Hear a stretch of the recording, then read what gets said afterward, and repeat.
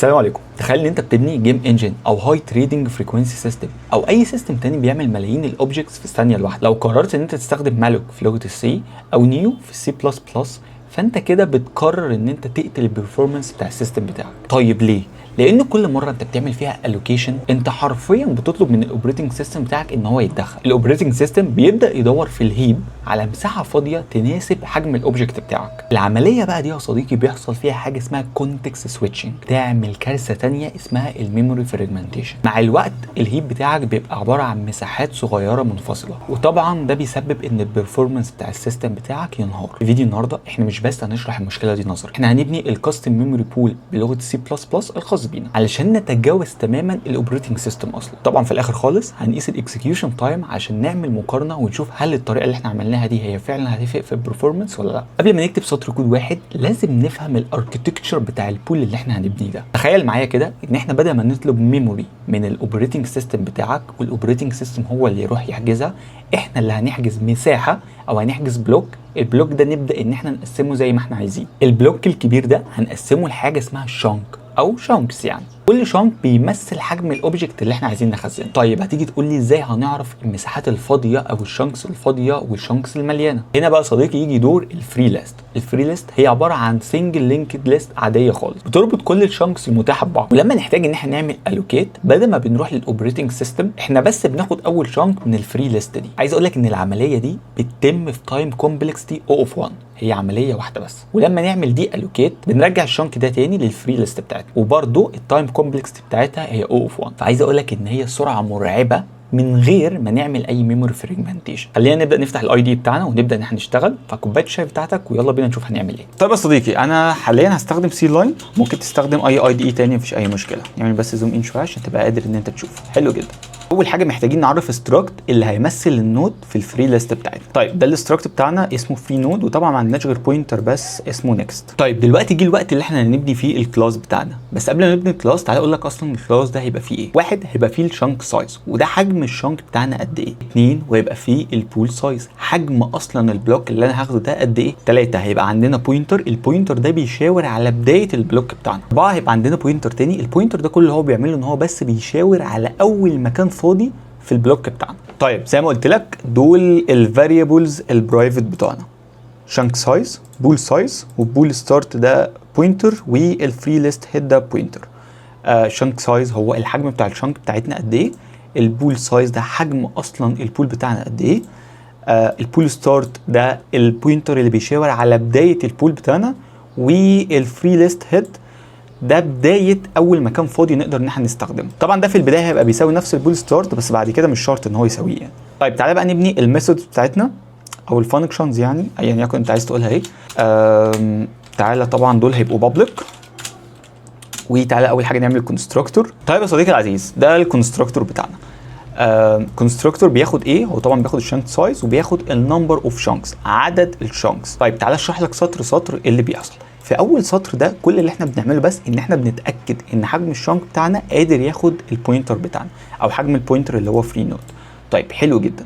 تاني سطر انا بس بجمع او بحسب البول سايز بتاعي قد ايه. طب بحسبه ازاي؟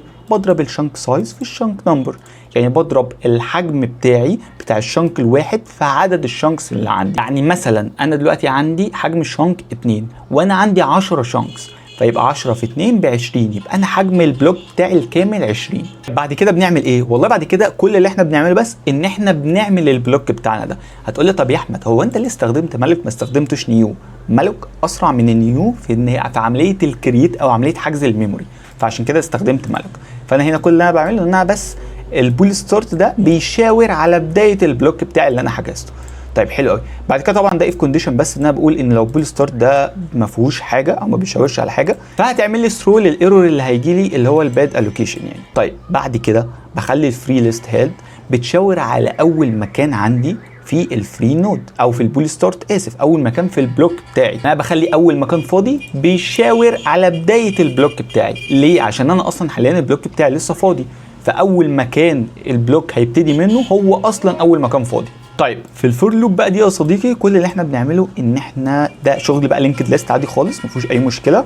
ان احنا بنخلي كل حاجه، بنقسم البلوك بتاعنا ده لاجزاء صغيره، الاجزاء دي متوصله ببعض اكنها سلسله بالظبط. طبعا هنا احنا بنتحرك اصلا بمقدار الشينك سايز بتاعنا، يعني احنا بنشوف مثلا الشينك سايز بتاعنا 5، فاحنا حاليا واقفين على 0، نطينا على 5 فالشينك سايز بتاعنا ب5 فيبقى هنروح على 10، الشينك سايز بتاعنا ب10 يبقى هنروح على 15 وهكذا.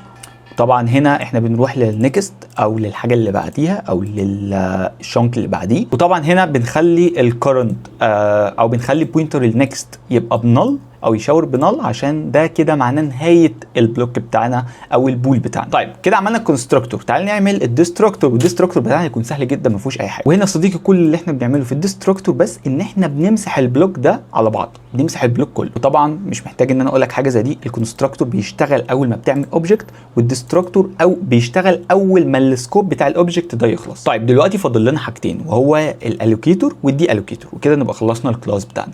طيب الالوكيتور هنعمله ازاي؟ الالوكيتور يا صديقي مفيش اسهل منه.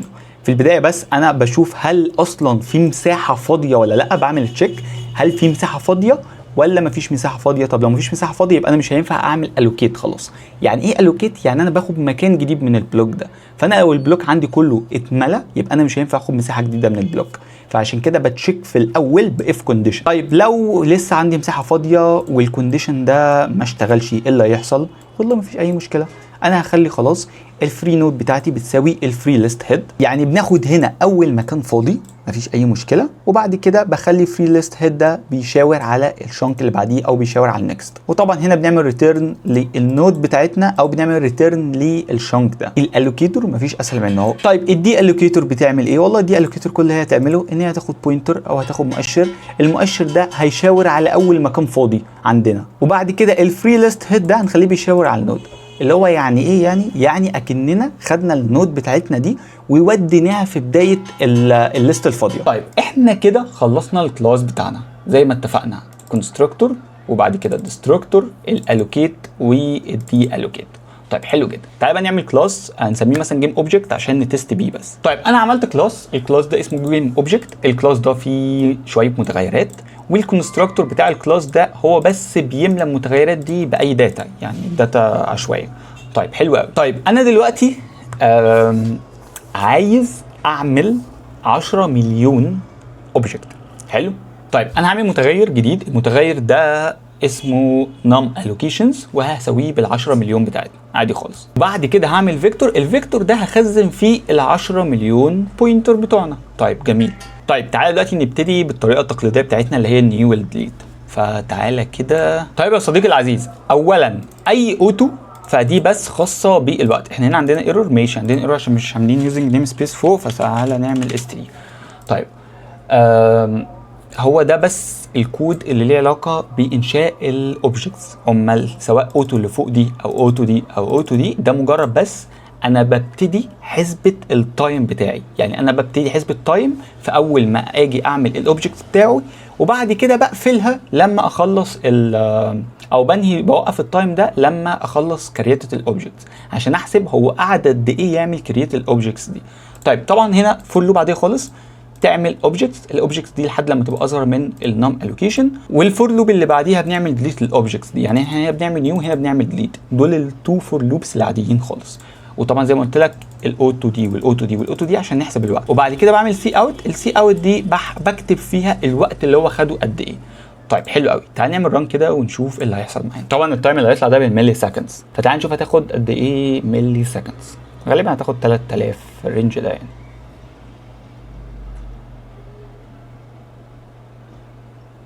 ماشي، خدت 3284 ملي سكندز. خليك فاكر الرقم ده كويس، 3284. طيب انا هاجي كده وهعمل لده كومنت بعد اذنك للجزء ده كده. حلو. وتعالى بقى نجرب بالطريقه بتاعتنا احنا. طيب يا صديقي العزيز، هنا عملنا ايه؟ والله هنا عملنا ميموري بول، عملنا بول من الاوبجكت او من الكلاس، عملنا اوبجكت من الكلاس بتاعنا، والبول ده بياخد زي ما اتفقنا الشانك سايز وبياخد النمبر اوف شانكس زي ما اتفقنا فوق، مفيش اي مشكله. حلو قوي. طبعا نمبر اوف شانكس اللي هو 10 مليون. طيب اوتو برضو دي واوتو دي واوتو دي عشان بس نحسب التايم. اوتو دي ببتدي التايم بتاعي، واوتو دي بنهي التايم بتاعي وبعد كده بعمل الاثنين ماينس بعض او بطرحهم من بعض عشان اعرف المده اللي هو قعدها بالظبط قد ايه.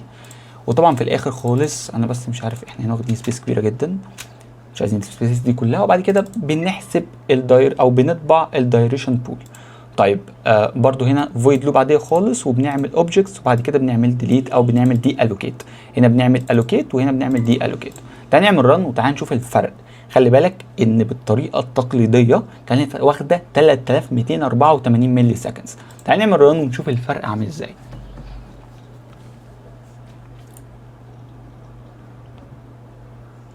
طيب يعني انا مش محتاج اتكلم على ما اعتقد، يعني فرق اكتر من 10 اضعاف في السرعه. دي خدت 313 ملي سكندز، التاني خد 3284 تقريبا حاجه كده، فطبعا فرق رهيب يعني.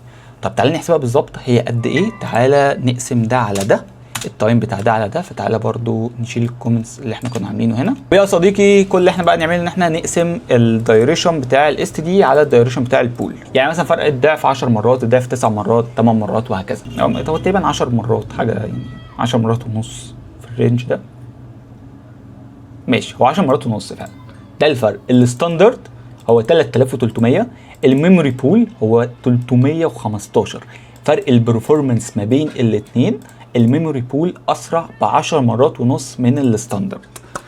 شكرا، يعني مش محتاج فاهم حاجه تانية، فرق السرعه 10 مرات. فيا صديقي كتابه كود بيشغل حاجه او بيعمل وظيفه مختلفه تماما عن كتابه كود انت عارف كل بايت فيه بتتحرك ازاي. الميموري بول هي خطوه اساسيه لاي سيستم بروجرامر عايز يبني بجد انظمه هاي برفورمانس. وطبعا زي ما انتم عارفين الكود بتاع الحلقه بتاعت النهارده هتلاقوه موجود على جيت هاب عندي، وهتلاقوا لينك الريبو موجوده في الديسكربشن. ما تنساش اللايك والسبسكرايب بتاعك، واكتب لي كومنت قول لي ايه رايك، وشايف هل الموضوع يستاهل الاداء ده او ان احنا نعمل الميموري بول خاص بينا ولا لا.